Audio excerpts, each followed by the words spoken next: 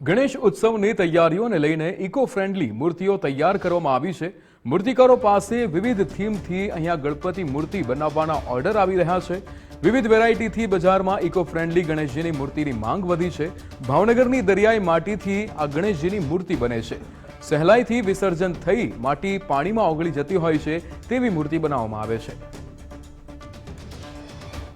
ગણેશ ચતુર્થીના તહેવારને લઈને હવે ભગવાન ગણપતિની મૂર્તિ ખાસ માટીની ઇકો ફ્રેન્ડલી મૂર્તિની બનાવટ માટે વિશેષ જગ્યા છે અને આપ જોઈ શકો છો કે અહીં તડામાર તૈયારીઓ બનાવટની જોવા મળી રહી છે। અમદાવાદ શહેરમાં વિવિધ જે ગણપતિ શ્રીજીની મૂર્તિ છે તે વિવિધ ઓર્ડરો પ્રમાણે તૈયાર કરવામાં આવે છે। ખાસ ઇકો ફ્રેન્ડલી મૂર્તિનું ચલણ છે અને ખાસ છેલ્લા કેટલાક વર્ષોથી જે રીતે પીઓપી બંધ કરાવી અને ખાસ માટીની જ મૂર્તિનું જે ખાસ આગ્રહ રાખવામાં આવે છે કારણ કે પ્રદૂષણ ના થાય, નદી પણ સ્વચ્છ રહે અને જે કહેવાય કે ઇઝીલી ઘરમાં જે છે તે તમામ જે વિસર્જન છે તે કુંડમાં થાય અને કહેવાય છે કે માટીની મૂર્તિમાં ભગવાનનો અંશ હોય છે। એટલે કે ગજાનન ગણપતિ દાદાની ગણેશ ચતુર્થી 27 ઓગસ્ટે આવી રહી છે ત્યારે હવે મહારાષ્ટ્રની જેમ ગુજરાતમાં પણ આ તહેવારને રંગે ચંગે અને ખાસ ભગવાનને ગણપતિને ઘરે લાવવામાં આવે છે અને રિદ્ધિ સિદ્ધિ સહિત ઘરમાં સુખ શાંતિ સમૃદ્ધિ રહે તે માટે લોકો ગણપતિનું સ્થાપન કરતા હોય છે।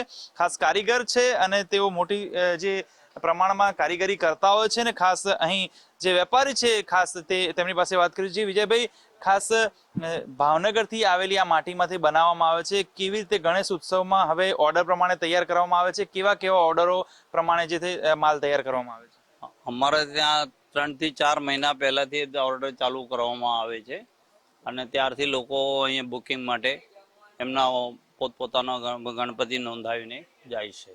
કેવા ગણપતિ ખાસ આ વખતે વિશેષ તૈયાર કરવામાં આવે છે, કેવા ઓર્ડરો આવે છે? મેન તો મારે ત્યાં અત્યારે શું છે, એક તો લાલબાગના રાજા અને બીજા આપણા દગડુ શેઠ, એનું મહત્વ વધારે છે સૌથી।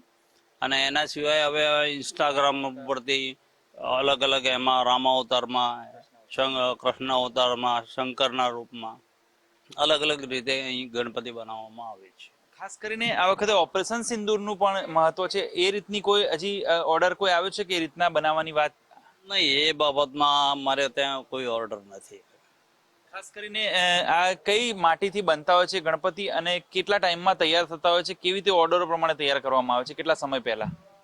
આ માટી એટલે ફાયર ક્લે કહેવામાં આવે છે, જે સિરેમિક્સ આઇટમો બને છે, જે ભાવનગરમાં ઓછામાં ઓછો 100 થી 150 ફૂટ નીચેથી આ માટી નીકળે છે।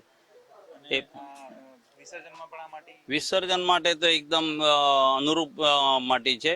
અડધો થી પોણો કલાકમાં દરેક ગણપતિનું વિસર્જન થઈ જાય છે। ખાસ અમદાવાદ શહેરમાં હાલ જે રીતે ગણપતિ મહોત્સવને લઈને વિવિધ કલાત્મક ગજાનન ગણપતિ દાદાની જે મૂર્તિઓ છે તૈયાર કરવામાં આવે છે અને વિસર્જનમાં પણ જે સરળતા રહે તે માટે તેને ખાસ આ ભાવનગરની માટીથી ગણપતિ તૈયાર કરવામાં આવે છે। કેમેરા પર્સન ગજરાત સોલંકી સાથે સચિન કડિયા, ગુજરાત ફર્સ્ટ, અમદાવાદ।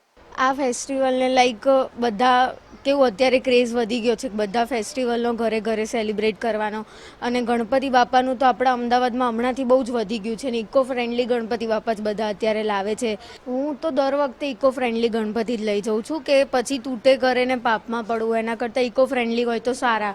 અને અહીંયા મારે તો જેવી ચોઈસ જોઈએ છે એવા ટાઈપની મળી જાય છે।